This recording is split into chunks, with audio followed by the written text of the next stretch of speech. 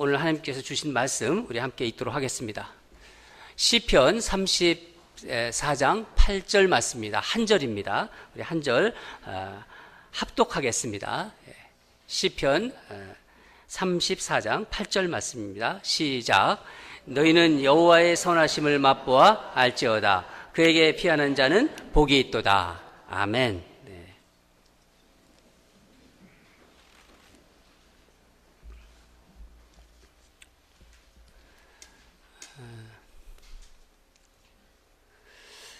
올해가 이제 우리 2019년 교회 표어가 오른쪽 보면은 그리스도와의 연합으로 풍성한 열매를 있지 않습니까? 그래서 우리 그 열매, 성령의 열매 그 9가지를 이제 한 가지씩을 매 주일마다 우리가 살펴보고 있습니다. 우리 교회에 어떤 그 성령의 열매가 맺기를 바라는 마음으로, 또 여러분의 삶에 그 성령의 열매가 맺히기를 바라는 마음으로 우리가 지금 주일마다 말씀을 보고 있는데, 지금 우리 성령의 9가지 열매 중에서 5가지를 지금 말씀을 지금 보았습니다. 그래서 한번 중간 지금 지나가고 있기 때문에 한번 중간 복습을 좀 하려고 그래요. 괜찮으시죠? 시키지 않을게요. 중간 복습. 중간 복습. 먼저 갈라디아서 5장 22절에서 23절을 함께 읽도록 하겠습니다. 시작. 오직 성령의 열매는 사랑과 희락과 화평과 오래 참음과 자비와 양성과 충성과 온유와 절제니 이 같은 것을 금지할 법이 없느니라. 성령의 첫 번째 열매 사랑에 대해서 나누었습니다. 사랑은 예수님께서 이 땅에서 모든 것을 치유하셨기 때문에 예수님의 사랑은, 그러니까 공감하고, 우리 모든 것을 다 아신다네요. 공감하고 예수님은 책임지는 사랑, 그리고 끝까지 하는 사랑이라고 이렇게 그렇게 말씀을 나누었습니다. 두 번째 성령의 열매 뭐죠? 희락, 조이를 말씀드렸습니다. 이 히브리 말로 카라라고 얘기했죠. 카라라는 그 그룹도 있잖아요. 이 카라는 삶의 어려움 속에서도 그 기쁨을 잃지 않는 것.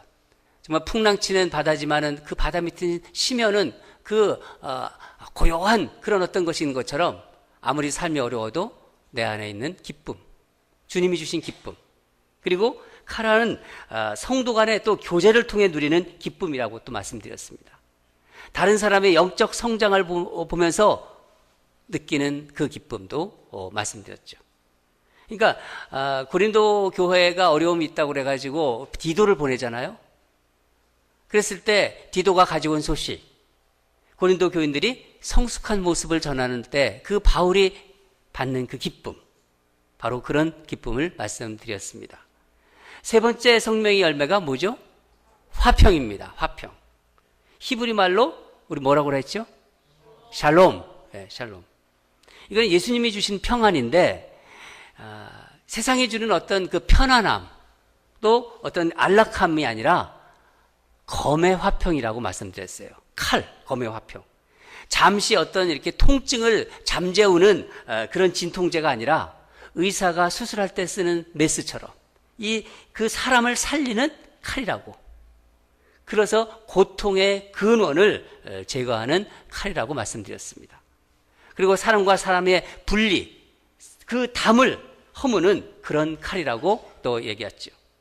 그래서 성령의 사람은 이런 화평을 위해서 적극적으로 악과 대면해야 하는 것입니다. 네 번째 성령의 열매는 뭐라고 말씀드렸죠? 오래 참음. 그냥 이렇게 꾹꾹 참는 게 아니라, 그런 게 아니라 하나님의 때를 기다리고, 하나님의 그 주권을 기다리고, 하나님의 계획에 대한 그 지식이 있기 때문에 그 믿음이 있을 때 우리는 오래 참을 수 있다고 말씀드렸죠. 다섯 번째는 뭐죠? 자비입니다. 고통받는 사람이 어떤 사람인지 따지지 말고, 이 사람이 인격이 어떻건 저 사람이 뭐 그런 어떤 인격 그런 거 따지지 말고, 고통의 원인을 분석하지 않고 판단하지 않고 돕는 구원의 행동이라고 말씀드렸죠. 그리고 혹시 내가 이렇게 안 보는 사람 있지 않습니까? 상종하지 않는다. 그런 어떤 블랙리스트, 그런 사람들이 있다면은 다 지워버리라고. 그리고 성령의 불로 태워버리라고. 기억나시죠? 예. 다 기억나실 거예요. 여러분들 눈이 아주 다 기억난다는 느낌이에요. 예. 물론 새로 오신 분들은 잘 모르시는 분도 있겠지만은 나중에 또 인터넷에 가서 말씀을 보시면 좋겠습니다. 네. 오늘은 성령의 열매 양선에 대해서 나누도록 하겠습니다. 양선을 이제 사전을 찾아보면, 국어사전을 찾아보면은 어질고 착하다는 말로 한다. 어질고 착함. 헬라어 원어로는 아가토시네란 말입니다. 아가토시네. 영어로는 goodness라고 그렇게 우리가 해석을 합니다. 우리말로는 이 착함과 선함은 이 착하다, 선하다는 것이 계속 강조되고 있지만은 사실 이 헬라어 원어 아가토시네는요, 좋다는 것과 선하다는, 좋음과 선함 둘 다 포함된 개념입니다.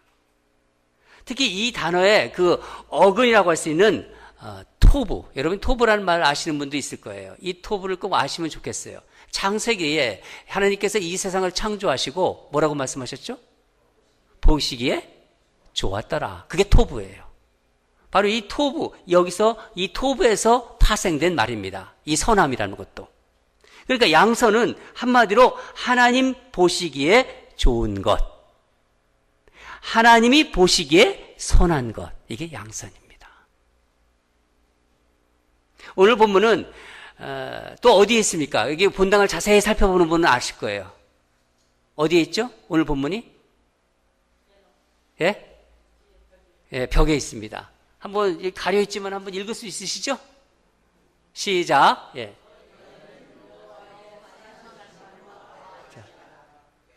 피하는 바로 이 말씀입니다.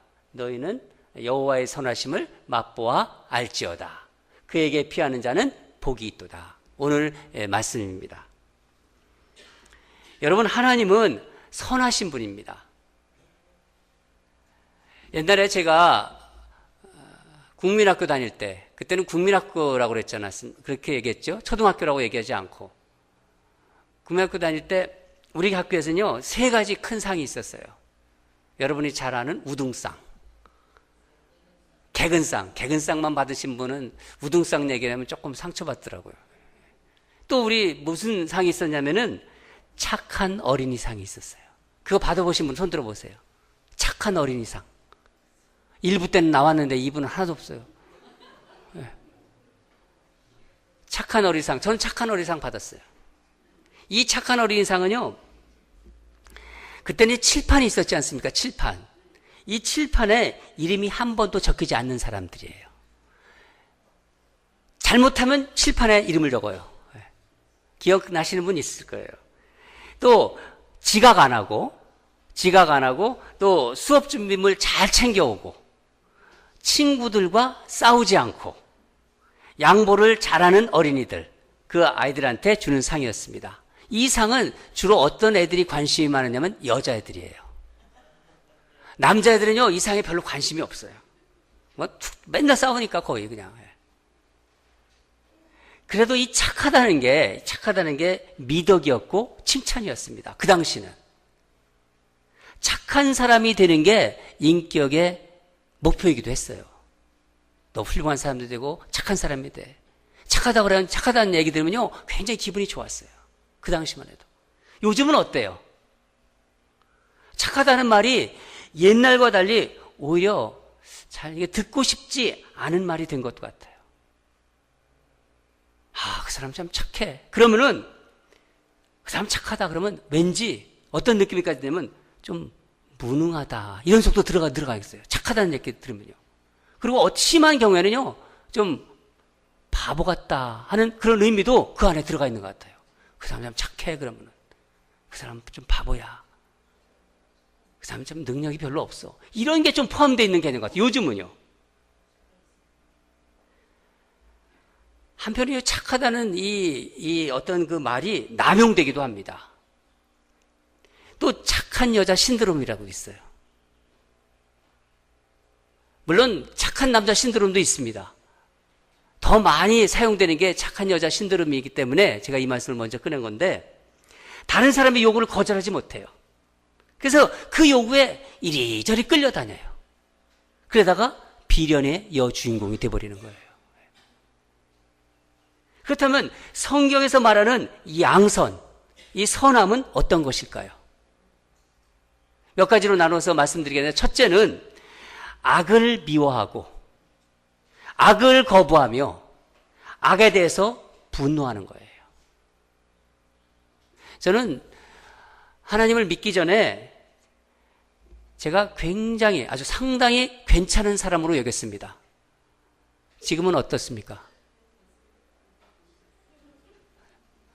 참 답변하기 곤란하시죠? 물어보는 전화. 하나님을 믿고 처음으로 제 자신이 악하다는 것을 알게 되었어요. 어느 날 밤 제가 회개하는 마음이 들어가지고 제 안에 있는 악의 리스트를 작성해 보기 시작했습니다. 노트를 꺼내서 이제 노트에 쓰기 시작했어요.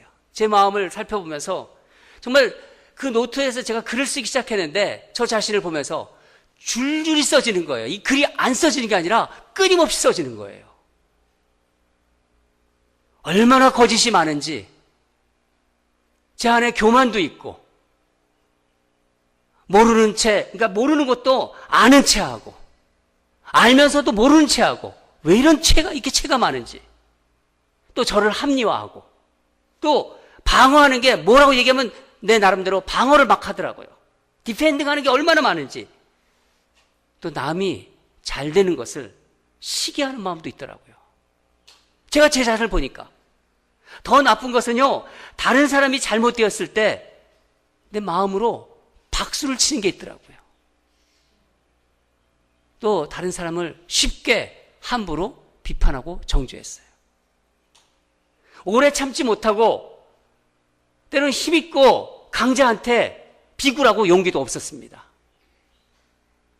이런 것을 계속 작성하다 보니까 너무너무 부끄럽고 그 부끄러움을 넘어서 처참해져가지고 아주 슬퍼서 막 엉엉 눈물이 나오더라고요. 성령께서 제 자신의 모습을 낱낱이 보여주셨기 때문입니다. 이 깨달음을 통해서 저의 연약함을 주님께 고백하면서 용서를 구하면서 막 울기 시작했어요. 그리고 주님께 기도했습니다. 한참을 고백하고 용서를 구하고 난 후에 제 마음에 어떤 이제 마음이 평안해질 줄 알았는데 웬걸 이상하게 다시 분노가 막 올라오기 시작하는 거예요. 화가 막 치밀더라고요. 그렇게 울고 하나님께 기도하고 용서를 구했는데 막 제 안에 어떤 분노가 다시 올라오더라고요. 그것은 내 안에서 그동안 정말 그렇게 오랫동안 이런 악한 것들이 있었고 그것을 모르고 내버려 두었다는 것, 이런 것에 대한 저의 분노였습니다. 어떻게 이렇게 무지할 수 있을까? 이렇게 살아온 동안 이런 나의 모습을 가지고 내가 어떻게 이렇게 살아왔 수 있을까? 이렇게 어떻게 비굴하고 거짓투성이었을까? 그것을 성령님께서 저를 보여주셨어요. 그것에 대해서 분노한 거예요, 제가. 예수님께서 하신 말씀, 이 휘칠한 무덤아, 그냥 저를 두고 하신 말씀이라는 생각이 들었습니다. 여러분, 우리는요, 다른 사람을 향해서는요, 많은 질문을 합니다. 주변 사람을 향해서는 이러쿵저러쿵 말을 많이 해요. 왜 저 사람은 저렇게 사나? 그 사람의 삶을 알지도 못하면서. 왜 저 사람은 저렇게 교만할까? 왜 저 사람은 거짓말을 저렇게 많이 할까? 그렇게 이렇게 말을 많이 해요. 근데 문제는 다른 사람에 대해서는 수없이 마음속으로 질문을 많이 하지만은 그렇게 하면서 정작 자신에게는 묻지 않는다는 거예요. 그렇기 때문에 하나님의 선하심에 가까이 가지 못하는 것입니다. 내 안에 있는 악에 대한 분노가 있어야 선을 이룰 수 있는 것이지요. 아주 오래전에 본 책인데 제가 말씀을 준비하면서 그 책 이름이 생각이 났습니다. 여러분 중에서도 보신 분이 있을 거예요. 책 제목이 좀 특이합니다. 예루살렘의 아이히만. 부제로 어떻게 적혀 있냐면은 악의 평범성에 대한 보고. 책 제목이 그렇습니다. 이 책은 한나 아렌트라는 작가가, 여류 작가가 썼는데, 제2차 세계대전이 이제 대전 시 독일군 장교로 유대인 학살을 하였던 이 아이히만 인물을 연구한 책입니다. 아이히만은 2차 대전이 끝나자마자 다른 나라에 숨어서 남미로 갔다고 합니다. 숨어 있다가 15년 만에 잡혀서 전범 재판을 받습니다. 그런데 이상한 것은 이 아이히만이 재판 중에 자기의 잘못을 인정하지 않는 장면이에요. 자기는 신 앞에서는 죄를 범했지만 법 앞에서는 무죄라고 주장했습니다. 이 말이 전 세계의 그 매스컴에 관심이 되었습니다. 자기는 가정이 있고 내 아이의 아버지이고 충성스러운 공무원이었다는 거예요. 유대인을 좋아했지만은 어쩔 수 없이 국가의 그 명령을 수행했을 뿐이지 자기는 충실한 국가 공무원이었다는 것입니다. 잔인하게 죽이는 것보다 가스실에서 죽는 죽음이 훨씬 더 인간적이지 않은가, 그런 말까지 했습니다. 그는 지극히 평범한 독일군 장교였습니다. 그가 수많은 유대인들을 학살한 것은 놀랍게도 그의 이런 평범함 때문이었어요. 어떻게 보면 평범함이라는 것에 갇혀 있는 것이라고나 할 수 있겠죠. 작가 한나는 지극히 평범한 사람들에서 벌어지는 이런 죄악을 살펴보면서 이렇게 결론을 지었습니다. 아이히만은 자기 개인적인 발전을 위해 특별히 근면한 것을 제어하고는 어떤 동기도 가지고 있지 않았다. 그렇게 써있습니다. 이런 근면성 자체는 범죄적인 것이 아니다. 문제는 뭐냐? 자기가 무슨 짓을 하는지 깨닫지 못했다는 거예요. 그렇게 잔혹한 짓을 하고 나서도 그것이 어떤 짓인지를 깨닫지 못했다는 것이죠. 그가 이렇게 끔찍한 범죄를 저지르고도 그가 태어난 것은 그의 어처구니 없는 생각 없습니다. 그렇게 결론을 내렸어요. 생각 없다는 거예요. 여러분, 악은 더 이상 사단 마귀의 전유물이 아닙니다. 우리 주변에 평범한 사람들이 얼마나 자신도 모르게 이 악을 저지르고 있나요? 그러니까 생각 없는 선함은, 생각 없는 착함인 것은 대단히 위험하다는 것입니다. 강한 자에게 착한 것은요, 비굴한 거예요. 악에 대해서 착한 것은요, 악에 대해서 선한 것은 악에 동조하고 있는 거나 마찬가지라는 거예요. 가정에서는 착한 아버지였어요. 군대에서는 착한 부하였어요. 여러분, 착한 사람은, 선한 사람은 바른 사람이어야 합니다.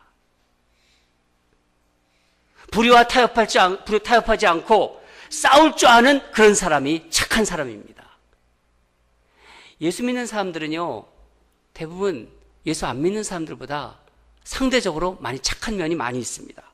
그러나 이 착함이 바르고 거기에 바른 것과 의로움이 없다면요, 악의 술수, 악의 장남에 넘어가고 만다는 것을 여러분 꼭 기억하시기 바랍니다. 두 번째로, 선한 사람은 사람을 살리는 사람이라는 거예요. 성경에 선한 사람이 참 많이 나오죠. 여러분이 잘 아는 선한 사람은 누구입니까? 선한 사마리아인. 많이 나옵니다. 저는 선한 사람 생각하면요, 신약에서 좀 들고 싶은데 바나바를 들고 싶습니다. 바나바에 대해서 말한 건지 이렇게 말씀이 나오는데 한번 말씀을 보겠습니다. 사도행전 11장 24절을 함께 읽도록 하겠습니다. 시작. 바나바는 착한 사람이요 성령과 믿음이 충만한 사람이라. 이에 큰 무리가 주께 더하여지더라. 성경이 바나바를 착한 사람이라고 말하고 있지 않습니까? 이유가 있습니다. 사실 사도 바울, 우리 알잖아요. 얼마나 훌륭합니까? 이 사도 바울이 있기까지는 바나바의 역할을 빼놓을 수가 없습니다. 바울이 이제 예수님 만나잖아요. 다메섹에서 예수님 만난 후에 그래서 회심하죠. 그리고 예루살렘 교회를 방문합니다. 그런데 많은 사람들이 바울이 어떤 사람이었어요? 예수 잡는 사람들을 때려잡은 그런 사람들이었어요. 그런 사람입니다. 예수 믿는 사람들을 아주 모질게 핍박한 그 전력 때문에 제자들까지도 바울을 피해요. 안 만나려고 그래요. 그런데 이때 바울을 변호해 준 사람이 바로 바나바입니다. 바나바의 그 선함, 착함이 드러난 사건이 또 하나가 있는데, 바나바와 바울, 이 마가가 1차 선교여행을 이제 떠나죠. 근데 선교여행을 떠나서 버거라는 곳에 이르렀을 때, 중도에서 이 마가가 선교여행을 포기하고 떠납니다. 돌아가 버린 거예요. 같이 가지 않고. 마가가 돌아간 이유에 대해서 여러 가지 말이 많습니다. 선교여행에 두려움이 갑자기 몰려왔다. 아니면 서로의 어떤 의견의 불일치가 있었다. 그런 얘기들이 많이 있지만은 어느 것이 하나 다 정설이 된 건 없습니다.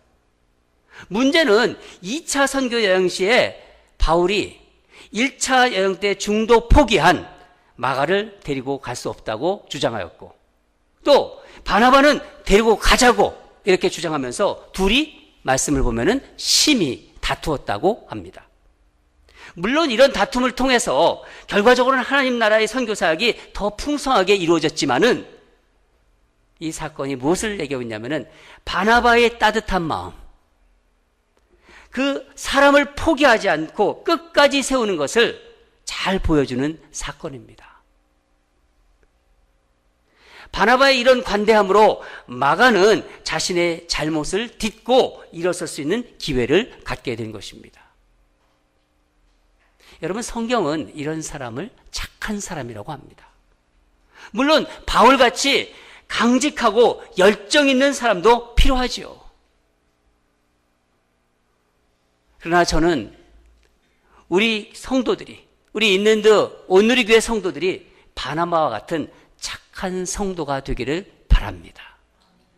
저도 열정 있고 바울처럼 강직하고 그럴 것도 좋아하지만은, 그렇게 되고 싶지만은 더 제 마음속에 바라는 거는 여러분을 따뜻하게 품을 걸고 여러분에게 사랑을 줄 수 있는 그런 바나바 같은 목회자가 되고 싶습니다.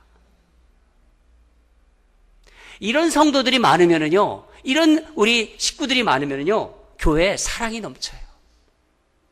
그 교회에 들어가면요, 벌써 분위기가 달라져요. 사랑으로 가득 차 있고 냉랭함이 없습니다. 서로에 대해서 얼마나 관심들이 많은지. 새 식구들이 들어오면 오늘은 어떤 새 식구가 왔나 하고 서로들 쳐다봐요. 온통 교회가 사랑으로 가득 찬 교회가 됩니다. 정죄하는 것 대신에 누가 이런 얘기했대, 누가 뭐 했대, 이런 얘기는 안 나와요. 그런 교회에서는요. 권면이 넘쳐요. 아름다운, 서로 좋은 얘기를 해주고, 설사 9가지 잘못한 점이 있다면 한 가지 잘못하면 그 한 가지만 얘기를 해요. 권면이 넘치고 이 사람 제외시키고 소외시키는 그런 거 대신에 서로 사랑으로 품어주고 교훈해주고 서로 지원해주고, 그러면서 아름다운 그 사랑이 넘치고 기쁨이 충만한 교회가 되는 것입니다. 저는 우리 교회가 그렇게 될 줄 믿습니다. 세 번째 이 선한 사람은요, 하나님의 선하심을 아는 사람입니다. 하나님이 선하시다는 것을 아는 사람이라는 거예요. 우리 믿음 생활 중에서 정말 중요한 것은요, 하나님이 선하시다는 것을 언제나 어디서나 믿는 거예요. 우리 하나님은 선하신 분이다. 삶이 어려울 때, 힘들 때도 하나님은 선하십니다. 그리고 하나님이 선하심을 자꾸 삶 속에서 발견해 가는 거예요. 자꾸만. 너희는 여호와의 선하심을 맛보아 알지어다. 하나님이 선하심을 맛보아 아는 인생은 그 인생이 바로 복받은 인생입니다. 내가 하나님이 선하심을 경험하면요, 다른 사람을 선하게 대할 수 있어요. 내가 경험했기 때문에. 하나님이 그 선하심을 내가 알기 때문에 다른 사람을 선하게 대할 수 있는 것입니다. 여러분이 잘 아는 포도원 일꾼의 비유가 이것을 잘 말해주고 있습니다. 포도원 주인이 한 데나리온을 주고 일꾼을 부르기 시작합니다. 아침 9시에 들어온 사람이 있고 또 12시에 그리고 3시에 그 5시에 일꾼이 들어옵니다. 근데 주인이 저녁에 모든 일꾼들에게 품삯으로 똑같이 한 데나리온을 줍니다. 그러자 일찍 들어온 일꾼들이 불평하기 시작하고 또 화를 내기 시작합니다. 자기 일찍 들어왔다는 거죠. 근데 어떻게 똑같이 한 데나리온만 주냐는 거죠.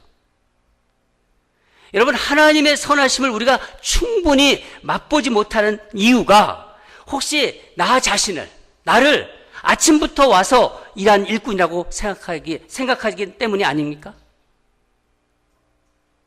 내가 더 받아야 하는데, 내가 아침 9시부터 왔으니까 내가 더 받아야 하는데, 더 누려야 하는데, 더 인정받아야 하는데, 이런 마음 때문 아니겠습니까? 이 비유에서 주인의 선함을 가장 진하게 맛본 사람이 누구일까요? 누구죠? 예?